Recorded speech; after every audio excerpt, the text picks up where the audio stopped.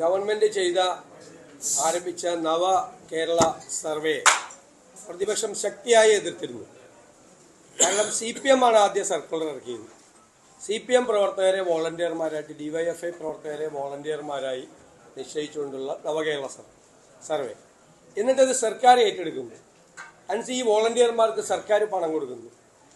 അപ്പോൾ DYFIക്കാരെ കൊണ്ടും CPMകാരെ കൊണ്ടും സർവേ നടത്തിയിട്ട് ഇലക്ഷൻ ക്യാമ്പയിൻ നടത്താനും ഗവൺമെന്റിന്റെ നേട്ടങ്ങൾ ആളുകളിൽ എത്തിക്കാനും നടത്തിയ ശ്രമമാണ്. അതായത് നേട്ടങ്ങളെന്ന് അവകാശപ്പെടുന്ന കാര്യങ്ങൾ എത്താനും വേണ്ടി നടത്തിയ അതിനെ പ്രതിപക്ഷം അതിശക്തിയായി എതിർത്തിരുന്നു. ഇന്ന് ബഹുമാനപ്പെട്ട ഹൈക്കോടതി അത് നിയമവിരുദ്ധമാണ് എന്ന് പ്രഖ്യാപിക്കുകയും നിർത്തിവെക്കാൻ ആവശ്യപ്പെടുകയും ചെയ്തു. മാത്രമല്ല, അത് ബജറ്റ് മാനുവലിന്റെ ലംഘനമാണ്, സാമ്പത്തികമായ നടപടിക്രമങ്ങൾക്ക് വിരുദ്ധമാണ്, നിയമവിരുദ്ധമാണ്. ഇതിനുവേണ്ടി പണം എടുത്തിട്ടുണ്ടെങ്കിൽ അത് തിരിച്ചടയ്ക്കാൻ, ഖജനാവിലേക്ക് തിരിച്ചടയ്ക്കാൻ പറഞ്ഞിരിക്കുകയാണ്. ഇപ്പോൾ പ്രതിപക്ഷം വളരെ ഗൗരവത്തോടു കൂടി ഉന്നയിച്ച ഒരു ആരോപണം ഹൈക്കോടതി വിധിയോടുകൂടി അതിനെ അടിവരയിട്ടിരിക്കുകയാണ്. അപ്പോൾ ഇവർ സർക്കാർ പണം എത്രമാത്രം ദുരുപയോഗം ചെയ്യുന്നുണ്ട് എന്നതിൻ്റെ ഏറ്റവും വലിയ ഉദാഹരണമാണ്. യഥാർത്ഥത്തിൽ ഇപ്പോൾ കേരളം മുഴുവൻ വലിയ ഫ്ലെക്സ് ബോർഡുകൾ വെച്ചിരിക്കുകയാണ്. കോടിക്കണക്കിന് രൂപ ചെലവാക്കിക്കൊണ്ടാണ് ഈ ഫ്ലെക്സ് ബോർഡുകൾ വെച്ചിരിക്കുന്നത്. അത് തെരഞ്ഞെടുപ്പിന് തൊട്ട് മുമ്പ് നടത്തുന്ന തെരഞ്ഞെടുപ്പ് പ്രചരണമാണ്. ഞാനും നിങ്ങളും അടയ്ക്കുന്ന നികുതി പണത്തിൽ നിന്നാണ് ഈ കോടിക്കണക്കിന് രൂപ. കേരളത്തിന്റെ ചരിത്രത്തിൽ ഇതുവരെ കാണാത്ത സാമ്പത്തിക പ്രതിസന്ധിയിലൂടെയാണ് പോകുന്നത്. ഇപ്പൊ ഫോറസ്റ്റ് ഡിപ്പാർട്ട്മെന്റിനോട് ഗവൺമെന്റ് പറഞ്ഞിരിക്കുകയാണ്, ഞങ്ങൾ അതിനെയും ചോദ്യം ചെയ്യാൻ പോവാണ്. ഫോറസ്റ്റ് ഡിപ്പാർട്ട്മെന്റിലെ ഉദ്യോഗസ്ഥന്മാർ കോളനികൾ കയറി ഇറങ്ങി സർക്കാരിന്റെ നേട്ടങ്ങൾ വിശദീകരിക്കുകയാണ്. അത് ഫോറസ്റ്റ് ഉദ്യോഗസ്ഥന്മാരുടെ ജോലിയാണോ? അവർ വന്യജീവി ആക്രമണം തടയാൻ ഒന്നും ചെയ്യാത്ത ഫോറസ്റ്റ് ഡിപ്പാർട്ട്മെന്റ് സർക്കാരിന്റെ നേട്ടങ്ങൾ, അതായത് CPMകാർ വീട്ടിൽ കൊണ്ട് കൊടുക്കേണ്ട നോട്ടീസും മറ്റു കാര്യങ്ങളും ഫോറസ്റ്റ് ഉദ്യോഗസ്ഥന്മാരെ കൊണ്ട് ട്രൈബൽ കോളനികളിൽ വിതരണം ചെയ്യിപ്പിക്കുക. ഇവർ ചെല്ലുമ്പോൾ തന്നെ പേടിയാണല്ലോ. ഇല്ലാത്ത നേട്ടങ്ങൾ എന്ന് അവകാശപ്പെടുന്ന സംഭവങ്ങൾ, സർക്കാരുമായി ബന്ധപ്പെട്ട ക്യാമ്പയിൻ, LDFന്റെ ക്യാമ്പയിൻ മെറ്റീരിയൽസ്, അത് PRD ഇറക്കിയിരിക്കുന്ന മെറ്റീരിയൽസ് ഫോറസ്റ്റ് ഉദ്യോഗസ്ഥന്മാര്, അതിന് PRD ഉണ്ടല്ലോ, സർക്കാരിന്റെ പബ്ലിക് റിലേഷൻ നടത്താൻ വേണ്ടിയിട്ട് PRD ഉണ്ട്. ഫോറസ്റ്റ് ഡിപ്പാർട്ട്മെന്റിനെ കൊണ്ട് വിവിധ ട്രൈബൽ കോളനികളിൽ ചെന്നുകൊണ്ടുപോയിട്ട് ഈ മെറ്റീരിയൽസ് കൊടുക്കാൻ പറഞ്ഞിരിക്കുകയാണ് ലഘുലേഖ. അപ്പൊ തെരഞ്ഞെടുപ്പ് പ്രചരണത്തിന് വേണ്ടി സർക്കാർ സംവിധാനങ്ങളെ ദുരുപയോഗം ചെയ്യുന്നതിനുള്ള കനത്ത തിരിച്ചടിയാണ് ഈ ഹൈക്കോടതി വിധിയിൽ. ഞങ്ങളാണ് ചോദ്യം ചെയ്തത്. KSU പ്രസിഡന്റും ജനറൽ സെക്രട്ടറിയാണ് അത് ചോദ്യം ചെയ്തത്. അതിലാണ് ഭയങ്കര ശക്തമായ വിധി കോടതിയുടെ ഭാഗത്ത് നിന്ന് ഉണ്ടായിരിക്കുന്നത്. KSU പ്രസിഡന്റ് അലോഷ്യസ് സേവരും മുബാസ് ഓടക്കാരി ജനറൽ സെക്രട്ടറി, അവരാണ്. മുബാസാണ് ആദ്യം കൊടുത്തത്, പിന്നീട് പ്രസിഡന്റ് കൂടി കൊടുക്കുകയാണ്. ആ കേസിലാണ് ഹൈക്കോടതിയുടെ പ്രധാനപ്പെട്ട വിധി. ഒന്ന് ആലോചിച്ച് നോക്കിയേ, സർക്കാരിന്റെ പണം, ഖജനാവിലെ പണം എടുത്തിട്ട് DYFIക്കാർക്ക് കൊടുത്തിട്ട് ഇനി ഇവർ 10 കൊല്ലം ഭരിച്ചിട്ടാണ് ഇവന്മാർ സർവേ നടത്താൻ പോകുന്നത്. ഇവർ 10 കൊല്ലത്തിന്റെ ഭരണം പൂർത്തിയാക്കാൻ പോവാണ്. ഇനിയാണ് കേരളം നന്നാക്കുന്നതിനെ കുറിച്ചുള്ള സർവേ നടത്തുന്നത്. അതല്ല, യഥാർത്ഥത്തിൽ തെരഞ്ഞെടുപ്പ് പ്രചരണം നടത്താൻ വേണ്ടി സർക്കാർ ഫണ്ടിൽ നിന്നും DYFIക്കാർക്കും CPMനും ഫണ്ട് കൊടുക്കുകയാണ്. ഇതാണ് ഇപ്പോൾ നടന്നുകൊണ്ടിരിക്കുന്നത്. ഇത്തരം കാര്യങ്ങളെല്ലാം അതിശക്തമായി ഞങ്ങൾ എതിർക്കും. അതുപോലെ ശബരിമല സ്ത്രീ പ്രവേശനത്തെ സംബന്ധിച്ച് സർക്കാർ ഉരുണ്ട് കളിക്കുകയാണ്. മുഖ്യമന്ത്രി മൗനം ദീക്ഷിക്കുന്നു. അതേ അവസരത്തിൽ നിയമമന്ത്രി കൃത്യമായ ഉത്തരം പറയുന്നില്ല. ഉചിതമായ സമയത്ത് ഉചിതമായ തീരുമാനം എടുക്കുന്ന പറഞ്ഞത് തെരഞ്ഞെടുപ്പ് കഴിയാൻ വേണ്ടി കാത്തിരിക്കുക. നിങ്ങൾ സ്ത്രീ പ്രവേശനത്തിന്റെ കാര്യത്തിൽ തെറ്റുപറ്റി എന്ന് പറഞ്ഞ ആളല്ല. അപ്പോ ആ അഫിഡവിറ്റ്, ആ സ്ത്രീ പ്രവേശനത്തിന് അനുകൂലമായ അഫിഡവിറ്റാണ് ഹൈക്കോടതിയിൽ കൊടുത്തിരിക്കുന്നത്. ആ അഫിഡവിറ്റ് ഭേദഗതി വരുത്തി മാറിയ സാമൂഹ്യ സാഹചര്യങ്ങളിൽ അതിനോട് യോജിപ്പില്ല എന്ന നിലപാട് സർക്കാർ സ്വീകരിക്കുമോ? അതാണ് ചോദ്യം. അതിന് ഉത്തരം പറയുന്നില്ല. യെസ് ഓർ നോ എന്ന് തന്നെയാണ് ഉത്തരം പറയേണ്ടത്. നിയമമന്ത്രി പറഞ്ഞ യെസ് ഓർ നോ എന്ന് ഉത്തരം പറയേണ്ട കേസ് അല്ല എന്നാണ്. യെസ് ഓർ നോ എന്ന് പറയണം. ശബരിമലയിലെ സ്ത്രീ പ്രവേശനത്തിനെ നിങ്ങൾ ഇപ്പോഴും പിന്തുണയ്ക്കുന്നുണ്ടോ? യെസ് പറഞ്ഞാൽ മതി, ഞങ്ങൾ ഇപ്പോഴും പിന്തുണയ്ക്കുന്നുണ്ടെന്ന് ഒരു നിലപാടായല്ലോ. അല്ലെങ്കിൽ നോ, മാറിയ സാമൂഹ്യ സാഹചര്യത്തിൽ അത് മാറി, ഞങ്ങൾ അതിലേക്ക് പോകുന്നില്ല എന്ന് പറയണ്ടേ? അത് പറയാതെ ഉചിതമായ സമയത്ത് ഉചിതമായ തീരുമാനം. ഇനി എപ്പോഴാണ് തീരുമാനം എടുക്കുന്നത്? കോടതി ആ കേസ് എടുക്കുന്നതിന് മുമ്പ് അഫിഡവിറ്റ് കൊടുക്കണ്ടേ? ഇന്നലെ കേസ് വരുമെന്ന് ഗവൺമെന്റിന് അറിയാലോ. ഗവൺമെന്റ് എന്തുകൊണ്ട് സത്യവാങ്മൂലം കൊടുത്തില്ല? എന്താണ് സർക്കാരിന്റെ നിലപാട്? CPMന്റെ നിലപാട് സെക്രട്ടറി ME ഗോവിന്ദനോട് ചോദിച്ചപ്പോൾ മാറ്റം ഏത് കാര്യത്തിലുണ്ടാകും, മാറ്റം അനിവാര്യമാണ്. മാറ്റത്തിന്റെ ലോകത്തുകൂടി ചിന്തിച്ചു കഴിഞ്ഞാൽ അതൊരു മാർസിയൻ പശ്ചാത്തലത്തിൽ അതിനെ മാറ്റം വേണമോ ഇല്ലയോ എന്നുള്ള കാര്യം ചർച്ച ചെയ്യേണ്ടി വരും എന്നൊക്കെ പറഞ്ഞാൽ ആർക്കും മനസ്സിലാകാത്ത ഭാഷയിലാണ് അദ്ദേഹം മറുപടി പറഞ്ഞത്. എന്താണ് CPM-ന്റെ സ്റ്റാൻഡ് എന്ന് ചോദിച്ചപ്പോൾ അവ്യക്തത കൊണ്ട് നിറഞ്ഞ മറുപടിയാണ് അദ്ദേഹം പറഞ്ഞത്. നിയമമന്ത്രി പറയുന്നത് അതാണ്, യെസ് ഓർ നോ പറയേണ്ട വിഷയമല്ല. ഇന്ന് നിയമമന്ത്രി എന്തടിസ്ഥാനത്തിലാണ് പറയണത്? നിങ്ങളോടുള്ള ചോദ്യം, നിങ്ങൾ ശബരിമലയിലെ സ്ത്രീ പ്രവേശനത്തിന് പിന്തുണയ്ക്കുന്നുണ്ടോ? ഉണ്ടെങ്കിൽ യെസ്, ഇല്ലെങ്കിൽ നോ. ഇത് പറയണ്ടേ? ഗവൺമെന്റ് നിലപാട് പറയണ്ടേ? നിങ്ങൾ പറഞ്ഞത് അത് അങ്ങനെ സ്ത്രീകളെ കൊണ്ടുവരുന്നത് നവോത്ഥാനമാണ് ആയിരിക്കുമെന്നാണ് നിങ്ങളുടെ ആദ്യത്തെ നിലപാട്. അതിന് പിന്നീട് മാപ്പ് പറഞ്ഞു. 2 സ്ത്രീകളെ കയറ്റിയതിനും മാപ്പ് പറഞ്ഞു, പോലീസിനെ കൊണ്ട് കയറ്റിയതിനും മാപ്പ് പറഞ്ഞു. മാറിയ സാമൂഹ്യ സാഹചര്യത്തിൽ നിങ്ങൾ ആ നിലപാടിൽ നിങ്ങൾക്ക് മാറ്റമുണ്ടോ? പറയണം, വ്യക്തമായി പറയണം. അതുപോലെ ആഗോള അയ്യപ്പ സംഗമത്തിലെ ഈ തട്ടിപ്പ് മുഴുവൻ പുറത്തു കൊണ്ടുവരണം. ഭയങ്കര തട്ടിപ്പാണ് അയ്യപ്പ സംഗമത്തിന്റെ പേരിൽ നടത്തിയത്. 600 പേര് മാത്രം പങ്കെടുത്ത പരിപാടിയിൽ 3000 പേർക്ക് എങ്ങനെ ബ്രേക്ക്ഫാസ്റ്റ് കൊടുക്കണം, 4000 പേർക്ക് എങ്ങനെ ലഞ്ച് കൊടുക്കണം, 5000 പേർക്ക് എങ്ങനെ ഡിന്നർ കൊടുക്കണം, അതൊക്കെ കണക്ക് എഴുതിയെടുത്തിരിക്കുകയാണ്. കള്ളക്കണക്ക് എഴുതിയെടുത്തിരിക്കുകയാണ്. എല്ലാം കിടക്ക പോലും കാണാനില്ല. അവിടെ പന്തൽ കൊടുത്തതിൽ നടപടി, സർക്കാരിന്റെ പണവും ദേവസ്വം ബോർഡിന്റെ പണവും കൊടുക്കുമ്പോൾ നടപടിക്രമങ്ങൾ പാലിച്ച് വേണം കൊടുക്കാൻ. ഇഷ്ടപ്പെട്ട ആളുകൾക്ക് പന്തൽ കിട്ടാൻ വേണ്ടിയിട്ട് ഒരു തുക അങ്ങ് കൊടുക്കാൻ പറ്റില്ല, ടെൻഡർ പ്രൊസീജിയർ നടത്തിയിട്ട് വേണം കൊടുക്കാൻ. അപ്പോൾ കോടതി ഇതെല്ലാം ചോദ്യം ചെയ്തിരിക്കുകയാണ്.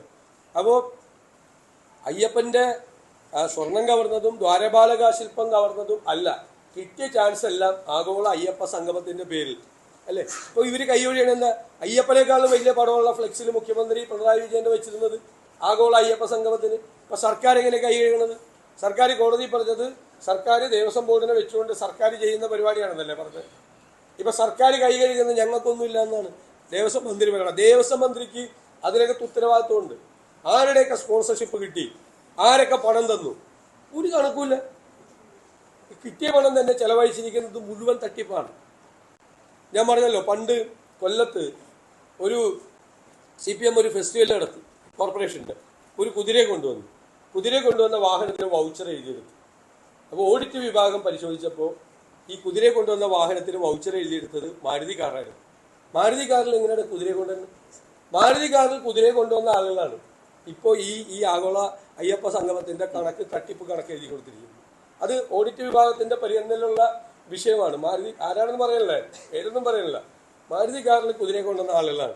അതിനെ വെല്ലുന്ന തട്ടിപ്പാണ് ആഗോള അയ്യപ്പ സംഗമത്തിന്റെ പേരിൽ ഇവിടെ നടന്നിരിക്കുന്നത്. അയ്യപ്പന്റെ പേരിൽ ഇത്രയും കൊള്ള ചെയ്യാമെങ്കിൽ വേറെ എവിടെ നിന്നാണ് ഇവർ കക്കാത്തത്? അതാണ്, കളവാണ്. എന്നിട്ട് മിണ്ടാതിരിക്കുകയാണ്, ഒരു പങ്കുമില്ലെന്ന് പറയുകയാണ്. പങ്കുണ്ട് സർക്കാർ. അതിന്റെ ക്രെഡിറ്റ് മുഴുവൻ എടുക്കാൻ നോക്കിയത് മുഖ്യമന്ത്രി പിണറായി വിജയനും ദേവസ്വം മന്ത്രിയൊക്കെ അല്ലേ. അപ്പൊ ഈ തട്ടിപ്പിൽ അവർക്ക് യാതൊരു പങ്കുമില്ലേ? അന്നത്തെ ദേവസ്വം ബോർഡിന് പങ്കില്ലേ? എല്ലാവർക്കും പങ്കുണ്ട്. കോടികളാണ് തട്ടിച്ചെടുത്തിരിക്കുന്നത്. സ്പോൺസർ കിട്ടിയതിനെ പറ്റി പോലും നടക്കില്ല. പറയണം, ജനങ്ങളോട് പറയാനുള്ള ബാധ്യതയുണ്ട്. ഇല്ലെങ്കിൽ അത് പറയിപ്പിക്കും, ഉറപ്പായിട്ട് പറയിപ്പിക്കും.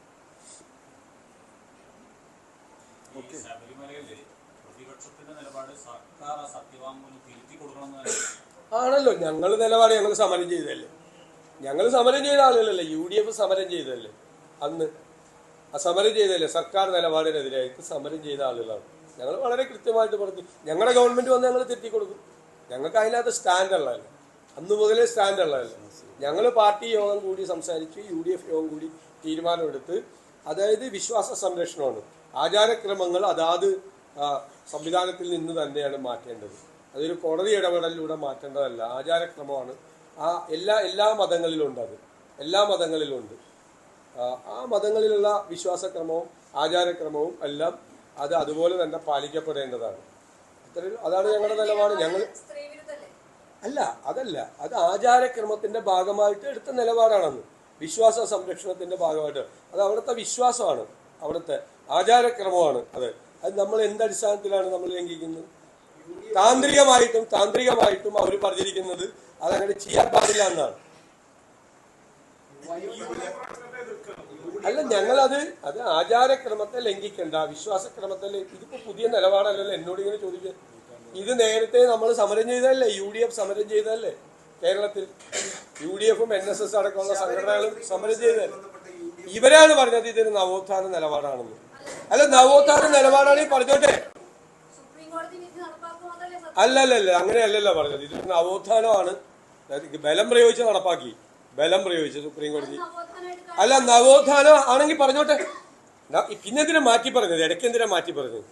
ഇടയ്ക്ക് മാറ്റി പറഞ്ഞല്ലോ, ഇടയ്ക്ക് അല്ലല്ല, ഇടയ്ക്ക് മാപ്പ് ചോദിച്ചല്ലോ, ഇടയ്ക്ക് ഞങ്ങൾക്ക് തെറ്റുപറ്റിയെന്ന് പറഞ്ഞല്ലോ.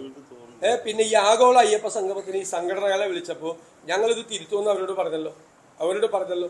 അതാണ് കള്ളക്കളി കളിക്കണ്ട. ആ അഴകുഴമ്പൻ നിലപാട് വേണ്ട, അഴകുഴമ്പൻ നിലപാട്. അല്ല, ഞങ്ങൾ നേരത്തെ നിലപാട് വ്യക്തമാക്കിയതല്ലേ. അന്ന് ഈ വിഷയം ഉണ്ടായിരുന്ന കാലത്തെ കോൺഗ്രസിന്റെയും UDFന്റെയും നിലപാട് അന്ന് വ്യക്തമല്ലേ. ആചാരക്രമത്തിലും വിശ്വാസക്രമത്തിലും മാറ്റം വരുത്തേണ്ട എന്നാണ് നിലപാട്. കോടതിയെ ബോധ്യപ്പെടുത്തണം, റിവ്യൂ ഹർജിയിൽ ആ നിലപാട് എടുക്കണം. ഞങ്ങൾ അതിനുവേണ്ടി സമരം ചെയ്തതല്ലേ. പിന്നെ ഞാനിപ്പോ നിലപാട് ഞാൻ വന്നതിന് ശേഷം മാറ്റാൻ പറ്റില്ലല്ലോ. അല്ലല്ല, സർക്കാർ വാശിക്കാണ് ചെയ്തത്, ബലം പ്രയോഗിച്ചാണ് ചെയ്തത്. 2 സ്ത്രീകളെ കൊണ്ടുവന്ന് ഗൂഢാലോചന നടത്തി, പോലീസും ഗവൺമെന്റും തമ്മിൽ ഗൂഢാലോചന നടത്തിയിട്ടാണ് അത് ചെയ്തത്. വിശ്വാസികളെല്ലാവരും സമരത്തിലായിരുന്നു ആ സമയത്ത്, അതാണ് ചെയ്തത്.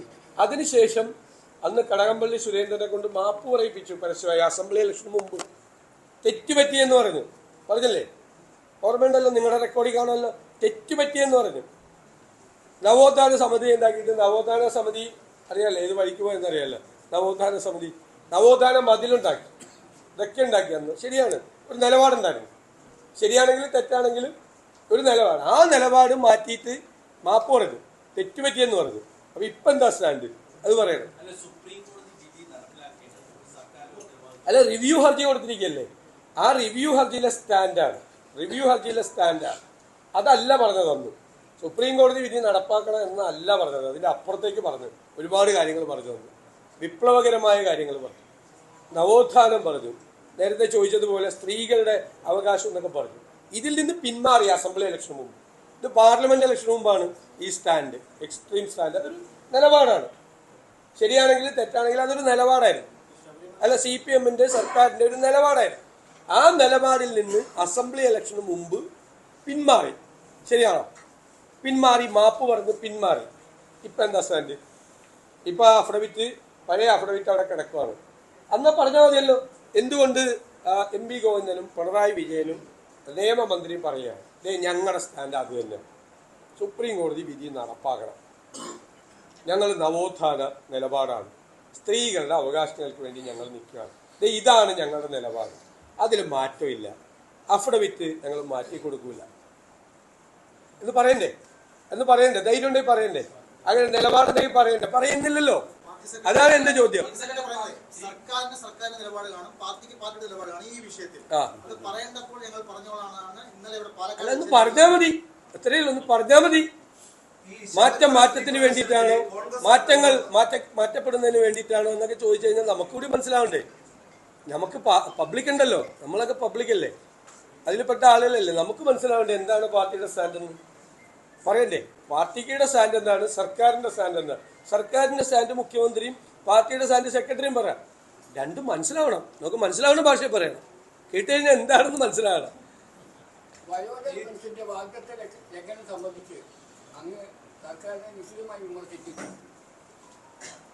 പ്രകടന പത്രികയിൽ 2500 എന്ന് പറയുകയും ഇപ്പോൾ 2000 രൂപ കൊടുക്കുന്നതിനെ സംബന്ധിച്ചായിരുന്നു വിമർശനം. UDF അധികാരത്തിൽ വന്നാൽ ഈ കാര്യത്തിൽ UDFന്റെ നിലപാട് അത് ഞങ്ങളുടെ മാനിഫെസ്റ്റോയിൽ ഞങ്ങൾ പ്രഖ്യാപിക്കും. സസ്പെൻസ് നിന്നോ.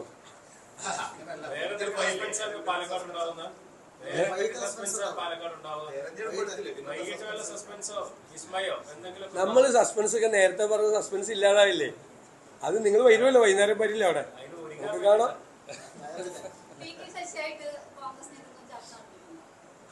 ഞാൻ പറയുന്നത് നമ്മൾ വ്യക്തികളുമായും സംഘടനകളുമായും ഒക്കെ നടത്തിയ ചർച്ച നമ്മൾ പുറത്തു പറയേണ്ട സമയത്ത് പുറത്തു പറയും, നമ്മൾ വ്യക്തികളുടെ നമുക്ക് വെറുതെ വേണമെങ്കിൽ വേറെ കുറേ പേര് പറയാൻ പാടില്ല, ചെയ്യാൻ പാടില്ല. ഇപ്പം ഞങ്ങൾ പറയില്ല കേരള കോൺഗ്രസ് അപ്പുറത്തല്ല, അപ്പം ഞങ്ങൾ ചർച്ച നടത്തിയിട്ടില്ല. കേരള കോൺഗ്രസ് അവർ മുന്നണിയിൽ നിൽക്കുന്ന ഒരു കക്ഷിയുടെ ഇന്റഗ്രിറ്റിയെ നമ്മളെങ്ങനെ ചോദ്യം ചെയ്യണം? അവരുടെ ഒരു വിശ്വാസ്യതയല്ലേ? നടത്തിയെങ്കിൽ പറഞ്ഞാൽ നടത്തി, അത് അങ്ങനെ പറയാൻ പറ്റില്ലല്ലോ. അത് അവര് തീരുമാനം എടുക്കട്ടെ.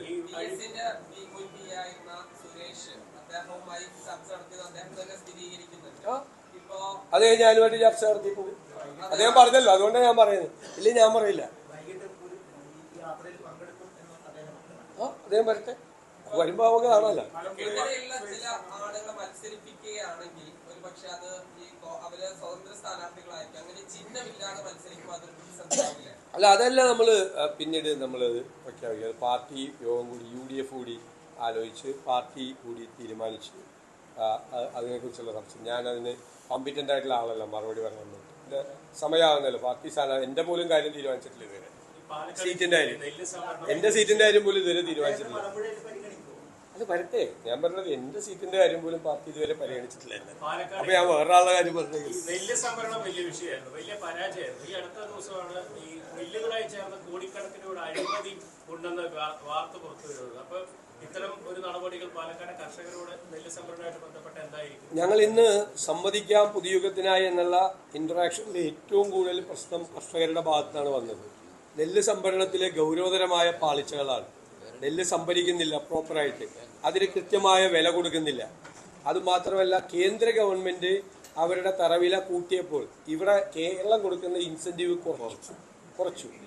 മാത്രമല്ല, PRS കൊടുത്താൽ ബാങ്കിൽ നിന്ന് പൈസ കിട്ടുന്നില്ല. ആഡി റെസിപ്റ്റ് ഷീറ്റ് കൊടുത്തത് കാരണം ഗവൺമെന്റ് അവിടെ പൈസ പേ ചെയ്തിട്ടില്ല. സിവിൽ സപ്ലൈസ് കോർപ്പറേഷന് കോടികൾ കിട്ടാനുണ്ട്, കേന്ദ്രത്തിൽ നിന്ന് കിട്ടാനുണ്ട്. കേന്ദ്രത്തിൽ നിന്ന് അവർ ഓഡിറ്റ് ചെയ്ത റിപ്ലൈ കൊടുക്കാത്തതുകൊണ്ടാണ് കേന്ദ്രം തരാത്തതെന്നാണ് കേന്ദ്രത്തിന്റെ ഞങ്ങളുടെ MP ബന്ധപ്പെട്ടപ്പോഴുള്ള വെർഷനാണ്. ഇവർ കൊടുക്കാത്തത് കൊണ്ടാണ്. ഇവര് സിവിൽ സപ്ലൈസ് കോർപ്പറേഷൻ ഇതിനു മുമ്പ് വാങ്ങിച്ച പണത്തിന്റെ ഓഡിറ്റഡ് ഇത് കൊടുക്കണം, അത് കൊടുത്തിട്ടില്ല എന്നാണ് പറയുന്നത്. എന്തായാലും കർഷകരുടെ കാര്യം വളരെ സങ്കടകരമാണ്. അതിന്റെ പുറകെയാണ് ഇപ്പോൾ ഈ നെല്ല് സംഭരണത്തിൽ കോടിക്കണക്കിന് രൂപയുടെ അഴിമതി ഉണ്ടെന്നുള്ള വാർത്തകൾ പുറത്തു വരുന്നത്. അത് ഗൗരവതരമായി അന്വേഷിക്കണം. നെൽ കർഷകരോട് ഇതുപോലെ അവഗണന കാണിച്ച, നെൽ കർഷകരോട് ഇത്രമാത്രം അവരെ പ്രയാസത്തിലാക്കിയൊരു ഗവൺമെന്റ് വേറെയില്ല. ഉമ്മൻചാണ്ടിയുടെ സർക്കാരിന്റെ കാലത്താണ് നെല്ല് സംഭരണം തുടങ്ങിയത്. ആ ഗവൺമെന്റിന്റെ കാലാവധി അവസാനിക്കുന്നത് വരെ ഭംഗിയായും വൃത്തിയായും ആ സംഭരണം നടത്തിയിരുന്നു. അത് വലിയ ആശ്വാസമായിരുന്നു കർഷകർ. ഇപ്പൊ പുറത്തുനിന്നുള്ള മില്ലുകാർ വന്ന് കൊണ്ടുപോവാണ്. 23 രൂപയ്ക്കൊക്കെയാണ് ഈ നെല്ല്. അതിലും കുറഞ്ഞു, ഇപ്പോൾ കുറഞ്ഞു. അതിലും ഭയങ്കരമായ ചൂഷണമാണ് നടക്കുന്നത്. ഈ മില്ലുകൾ തന്നെ ഇവിടെ സംഭരിക്കുമ്പോൾ തന്നെ അത് 12 എന്ന് പറഞ്ഞിട്ട് തന്നെ വലിയൊരു ഇത് മാറ്റിയിട്ട് അതിന്റെ പെർസെൻറ്റേജ് ഒക്കെ മാറ്റിയിട്ടാണ് കൊടുക്കുന്നത്. നെൽ കർഷകർ പതിയെ ഇതിൽ നിന്ന് പിൻവാങ്ങേണ്ട ഒരു അവസ്ഥയിലേക്കാണ് സർക്കാർ കൊണ്ടെത്തിച്ചിരിക്കുന്നത്. ഇതുപോലെ കർഷക ദ്രോഹം കാണിച്ച ഒരു സർക്കാർ വേറെയില്ല.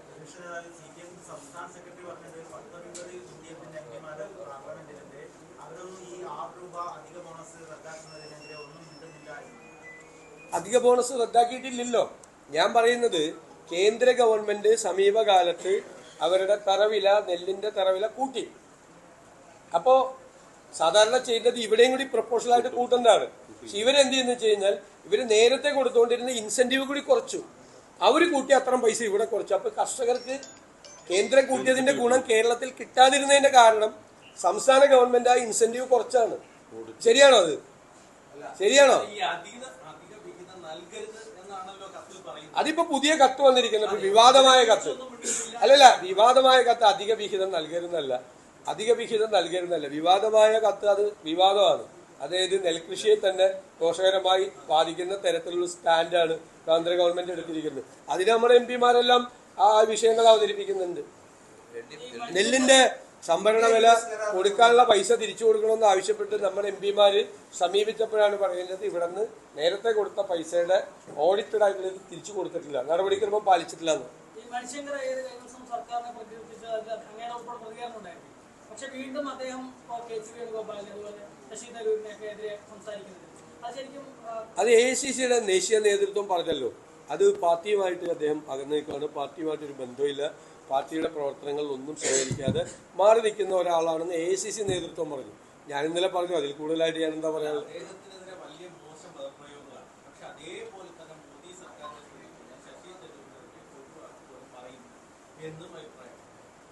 ശശി തരൂർ ഒരു മോഡി പ്രയോഗം സ്തുതിയൊന്നും നടത്തിയിട്ടില്ല. അദ്ദേഹം ഒരു വളരെ കൃത്യമായിട്ടാണ് കാര്യങ്ങളെല്ലാം പറഞ്ഞുകൊണ്ടിരുന്നത്.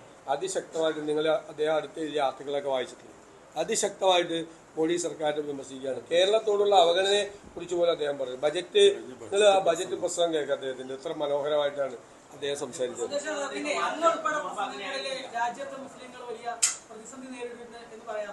പക്ഷേ ഇപ്പൊ കാന്തപുരം കഴിഞ്ഞ ദിവസം പ്രധാനമന്ത്രിയെ കണ്ടതിന് ശേഷം അദ്ദേഹം പറയുന്നത് രാജ്യത്തെ മുസ്ലിംസിനിടയിൽ ഒരു പ്രശ്നങ്ങളും ഇല്ല എന്ന തരത്തിലുള്ള പ്രതികരണം അത് അദ്ദേഹത്തിന്റെ അഭിപ്രായമാണ്. അദ്ദേഹത്തിന് സ്വന്തം അഭിപ്രായം പറയാനുള്ള സ്വാതന്ത്ര്യമുണ്ട്.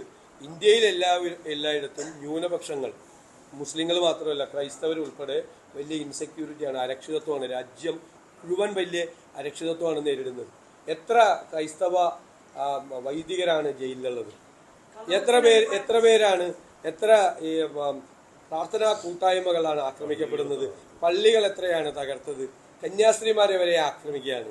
എത്ര പേരാ ജയിലുള്ളത്?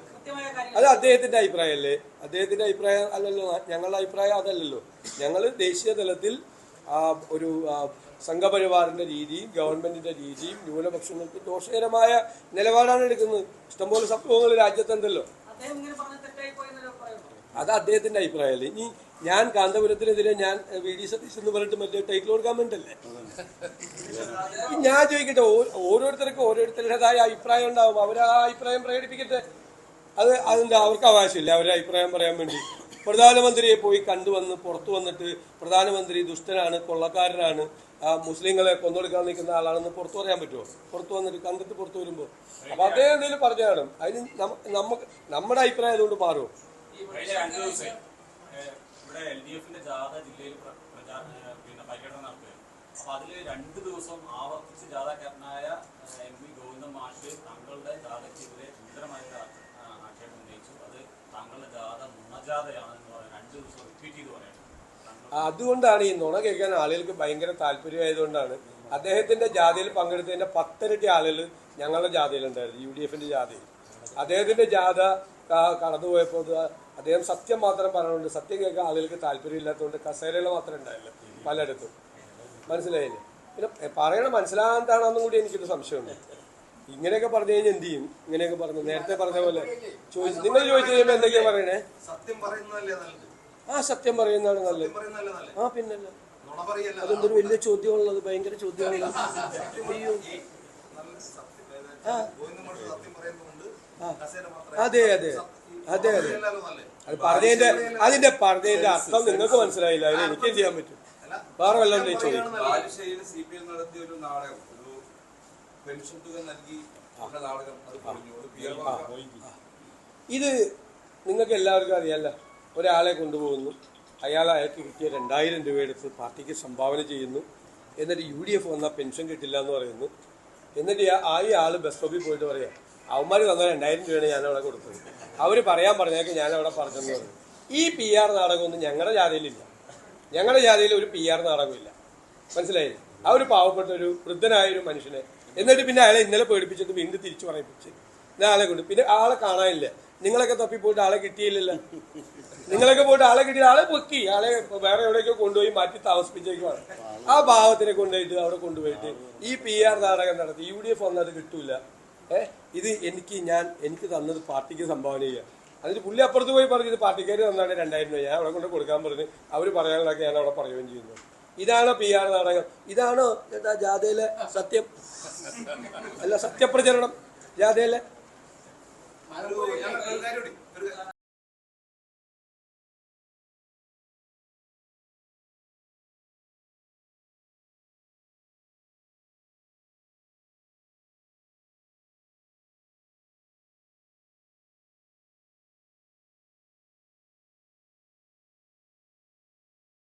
ഞാൻ ആളെ വിട്ടിട്ട് പറഞ്ഞു, ഒരു കാരണവശാലും റോഡിൽ പടക്കം പൊട്ടിക്കരുത്. റോഡിൽ പടക്കം പൊട്ടിച്ചാൽ ആളുകൾക്ക് അപകടം ഉണ്ടാവും. വേണ്ടേ? ഒരു കൊച്ചതിലേ പോകുമ്പോൾ അതിനൊരു പൊള്ളലേറ്റാല നിങ്ങൾ എന്നോട് ചോദിക്കില്ലേ? ഒരാൾ ബൈക്കിൽ പോകുമ്പോൾ എന്തെങ്കിലും ഒരു പരിക്ക് പറ്റിയാല എനിക്ക് പെട്ടെന്ന് ആദ്യമായി. അപ്പം ഞാൻ ആളെ പറഞ്ഞു വിട്ടത് നിർത്താൻ പറഞ്ഞു. അത് കഴിഞ്ഞിട്ട് അത് നിർത്തി. അത് കഴിഞ്ഞിട്ട് സ്റ്റേജിൽ വന്നപ്പോൾ ദൂരെ നിന്ന് ഇവിടെ വന്നിരിക്കുന്ന ആളുകളാണ് പൊട്ടിക്കുന്നത്. വീണ്ടും പൊട്ടിച്ചു. അപ്പം ഞാൻ ദേഷ്യപ്പെട്ടു, സത്യമായിട്ടും ദേഷ്യപ്പെട്ടു. ഒരു റോഡിലിട്ട് പടക്കം പൊട്ടിക്കാൻ പാടില്ല. റോഡിലിട്ട് പടക്കം പൊട്ടിക്കാൻ പാടില്ല.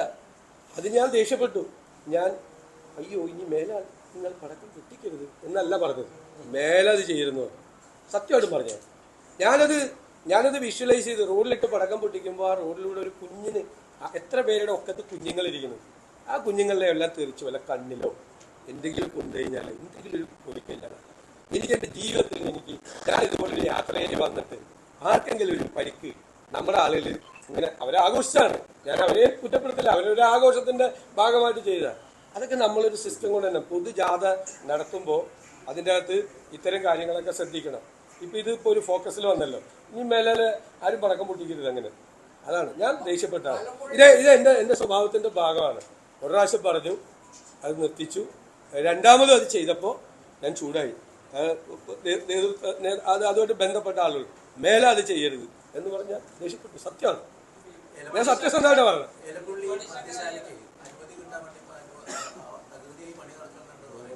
ബ്രൂവറി അത് കോടതി സ്റ്റേ ചെയ്തല്ല, കോടതി സ്റ്റേ ചെയ്തല്ല. ഞാൻ പറഞ്ഞില്ലേ, ഞങ്ങൾ ഉന്നയിച്ച ആരോപണങ്ങളെല്ലാം ശരിവെച്ചുകൊണ്ടാണ് കോടതി സ്റ്റേ ചെയ്തത്. എല്ലാ നടപടിക്രമങ്ങളും തെറ്റിച്ചുകൊണ്ടാണ് അവിടെ സ്റ്റേ എടുത്തത്. ഒരു സുപ്രഭാതത്തിൽ എക്സൈസ് കമ്മീഷണർക്ക് ഒരു അപേക്ഷ ഒരു കമ്പനി കൊടുക്കുന്നു. ആ കമ്പനി എങ്ങനെ അറിയാം ഈ ഗവൺമെന്റ് ബ്രൂവറി കൊടുക്കാൻ പോകണമെന്ന്? എങ്ങനെ അറിയാം? ഡൽഹിയിൽ ബ്ലാക്ക് ലിസ്റ്റ് ചെയ്തേക്കുന്ന കമ്പനിയാണ്. അതിന് മുമ്പ് ഒരു ഗൂഢാലോചന നടന്നിട്ടുണ്ട് അവരുമായിട്ട്, ആ കമ്പനിയായിട്ട്. കമ്പനിക്ക് ഇവിടെ കൊടുക്കാമെന്ന് പറഞ്ഞു. എക്സൈസ് മന്ത്രിയുടെ നേതൃത്വത്തിൽ ഗൂഢാലോചന നടന്നു. എന്നിട്ട് ഒരു അപേക്ഷ ഒരു കമ്പനി വന്ന് കൊടുക്കുന്നു. എന്നാൽ ഒരു മാനദണ്ഡമില്ല. എന്തൊരു റോക്കറ്റ് സ്പീഡായിരുന്നു. അന്ന് തന്നെ കമ്മീഷണർ അങ്ങോട്ട് അയക്കുന്നു, അവിടെ തീരുമാനം വരുന്നു. ആ ഒരു നടപടിക്രമങ്ങൾ പാലിക്കാതെ, ഒരു ടെൻഡർ പ്രൊസീജിയർ ഇല്ലാതെ, ഒരു പോളിസി പോലും ഡിക്ലെയർ ചെയ്യാതെ ഇനി പോളിസി പ്രഖ്യാപിച്ചു. കേരളത്തിൽ ബ്രൂവറി നടത്തുന്നവരുണ്ടല്ലോ, അവരാരും അറിഞ്ഞില്ലല്ലോ ഇവിടെ ഇങ്ങനെ ഒരു സാധ്യതയുണ്ടെന്ന്. അത് കോടതി സ്റ്റേ ചെയ്തു. കോടതി അത് സ്റ്റേ ചെയ്തു. UDF വന്നതിനൊക്കെ നല്ല കൃത്യമായ മദ്യനയം ഉണ്ടാവും, കൃത്യമായ പ്രൊസീജിയർ ഉണ്ടാവും.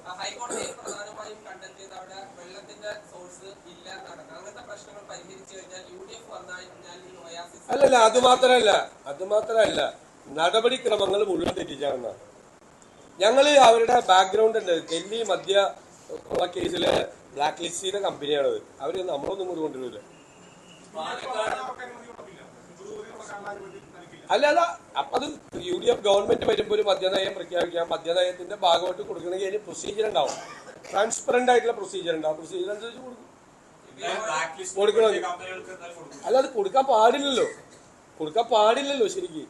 അതുകൂടി അന്വേഷിക്കണ്ടേ? ആ നിയമവിരുദ്ധല്ലേ?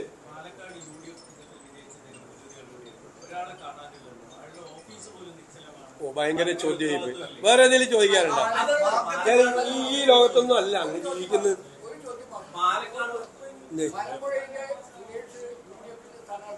അരെ